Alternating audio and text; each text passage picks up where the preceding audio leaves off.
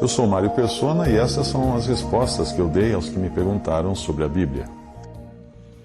Você escreveu dizendo que conhece todas as passagens que falam de pessoas conscientes no pós-morte, referindo-se a um texto que eu escrevi com o título Vamos Reconhecer as Pessoas do Céu, e também um outro texto que era Existe consciência no pós-morte para os que não foram salvos?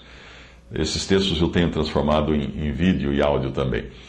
Muito bem, a sua dúvida está em Eclesiastes 9:5, onde diz: Porque os vivos sabem que hão de morrer, mas os mortos não sabem coisa alguma, nem tampouco terão eles recompensa, porque a sua memória jaz no esquecimento.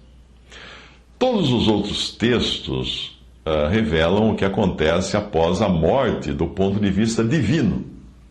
E alguns até mesmo abrem uma cortina para nós enxergarmos o além, como é o caso que Cristo contou do rico e Lázaro. Não é uma parábola aquilo é uma história verdadeira, porque o personagem tem nome. E também as passagens de Apocalipse, muitas que falam do após-morte. Este texto em Eclesiastes 9 revela qual é a visão humana das coisas. E é assim todo o livro de Eclesiastes, porque o ponto de vista em Eclesiastes é debaixo do sol, que é repetido mais de 2 dezenas de vezes, se não me engano, as coisas que se passam debaixo do sol. E muito ali é o que Salomão investigou no seu próprio coração. Ou seja, Eclesiastes não enxerga o além, não enxerga a vida, não enxerga a ressurreição. Salomão não sabia que existia ressurreição. Ele escreveu o livro, claro, é inspirado por Deus, mas ainda dentro da limitação de quem vivia naquele tempo. De Salomão, por exemplo. Ele está observando as coisas do ponto de vista horizontal do mundo, vendo as coisas que se passam aqui na terra, debaixo do sol. E nós, como cristãos hoje, nós conhecemos as coisas que existem além do sol, acima do sol, na glória, na presença de Deus, eternamente. Portanto, é perfeitamente normal que alguém veja um morto sendo enterrado e deduza o seguinte, do ponto de vista das coisas debaixo do sol, que para aquela pessoa está tudo acabado. Sim, o fim acabou ali na sepultura, debaixo do sol. Uma pessoa com essa visão, com esse ponto de vista, enxergando esse morto, dirá que esse morto não tem mais qualquer relação com as coisas desta vida, com as coisas que acontecem debaixo do sol. Ele esquecerá tudo e será esquecido aqui, porque o seu corpo morto, obviamente, o cérebro para de funcionar.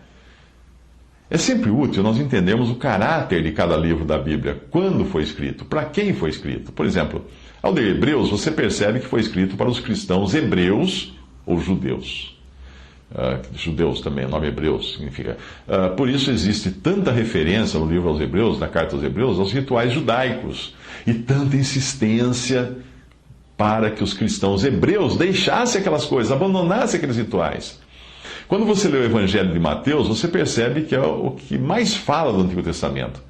Tipo assim, como disseram os profetas, sempre repetindo assim.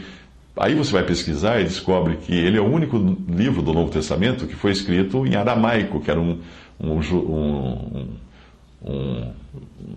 hebraico popular nos tempos de Jesus, usado nos tempos de Jesus. E você percebe também que a genealogia de Cristo em Mateus começa em Davi. Na verdade, em Abraão até, mas com foco em Jesus, que é o filho de Davi. Ao contrário de Lucas, onde a genealogia de Jesus é traçada até Adão. Mais uma vez, nós vemos um livro escrito com uma mensagem especial aos judeus para provar a eles que Jesus era Messias e Rei. Assim acontece com todos os livros da Bíblia. Atos, por exemplo, não é um livro de doutrinas, mas é um livro de atos, de coisas, de ações práticas dos apóstolos. Sejam elas certas ou erradas. Não é tudo que está ali que deve ser imitado, porque os apóstolos também cometeram erros. Ao ler o livro de Jó, você daí precisa filtrar o que os 3 amigos de Jó dizem, porque eles falam de sabedoria humana e não divina. Embora seja Deus que tenha inspirado o livro para que chegasse até nós. É Deus falando o que os amigos de Jó disseram. Nós não podemos pegar um versículo do que aqueles amigos de Jó estão dizendo e afirmar que aquilo é a vontade de Deus, porque ali é a opinião daqueles amigos de Jó. São palavras de homens registradas na palavra de Deus, do mesmo modo como a palavra de Deus registrou a palavra de homens infiéis em muitas partes, e até as palavras de Satanás. Mas é a palavra de Deus que nos conta o que Satanás disse, o que os homens infiéis disseram. A dificuldade é que o que os amigos de Jó dizem soa muito bonito, está muito bem alinhado com as religiões e filosofias humanas. E algumas coisas são até verdadeiras, e algumas coisas poderiam até ter saído da boca de Deus originalmente. Isso pode nos confundir. Mas voltando a Eclesiastes, lembre-se de que é um livro escrito do ponto de vista humano de enxergar as coisas, debaixo do sol. Nesse ponto, Eclesiastes é bem parecido com Provérbios. Provérbios mostra um ensino que é bom para todo homem, salvo ou não. É o ensino da ética, dos bons costumes, de trabalhar bem, para viver nesse mundo da melhor maneira possível. É isso que é o livro de Provérbios. Eclesiastes é como se dissesse que, mesmo vivendo do jeito que vive alguém que leu Provérbios, ainda assim a sua vida não fará muito sentido debaixo do sol. Perceba que ambos servem até para o incrédulo, mas estão anos-luz daquilo que nós vemos revelado em outros livros, principalmente na doutrina dos apóstolos, que você encontra nas epístolas, porque essas sim são exclusivamente para a igreja. Aquilo que Deus revelou e não tinha revelado antes aos profetas do Antigo Testamento, mas revelou aos profetas e apóstolos do Novo Testamento.